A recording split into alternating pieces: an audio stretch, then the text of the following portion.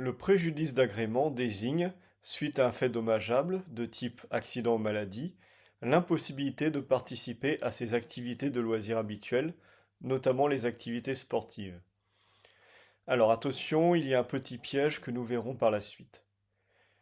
Je vais prendre un exemple, Monsieur Durand.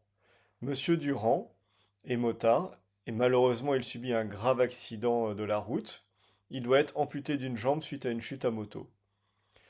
Eh bien, si Monsieur Durand est basketteur en club, en compétition à haut niveau, il s'agit d'une activité de loisir, il ne pourra plus faire de compétition de basket et même il ne pourra plus jouer au basket alors que c'est sa passion.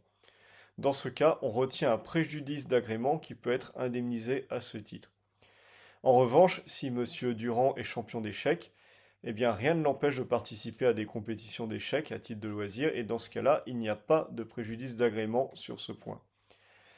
Si Monsieur Durand avait été victime d'un accident de la voie publique et par exemple il n'était pas casqué et subit un traumatisme crânien important, même s'il a encore l'usage de ses jambes, eh bien peut-être qu'il pourra encore jouer au basket en compétition. Dans ce cas-là, même au basket en club de loisirs, hein, pas besoin de compétition.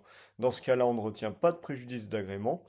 Mais avec son traumatisme crânien, s'il n'arrive plus à se concentrer, à rester concentré devant un échiquier, eh bien dans ce cas, il ne pourra plus faire de compétition d'échecs ou même simplement jouer en club sans compétition, et on retient un préjudice d'agrément. Le préjudice d'agrément est indemnisé, il s'agit d'une indemnisation au titre des postes de préjudice définitifs.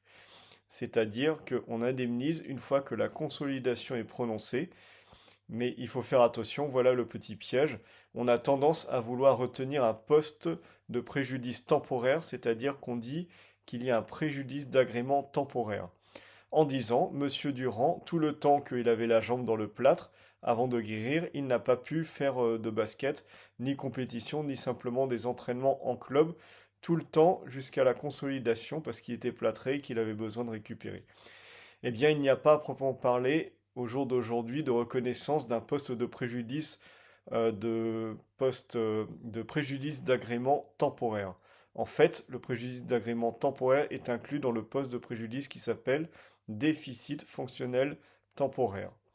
Par contre, à titre définitif, à la consolidation, on peut effectivement retenir un préjudice d'agrément. Donc il est important de pouvoir prouver que vous avez ce préjudice d'agrément, si c'est votre cas. Il est donc important de récupérer tous les documents qui peuvent établir des preuves, notamment par exemple les abonnements à la salle de sport, les abonnements en club sportif, des photographies qui montrent que vous pratiquez régulièrement un sport ou même une activité culturelle ou de loisir, photographies, témoignages, etc.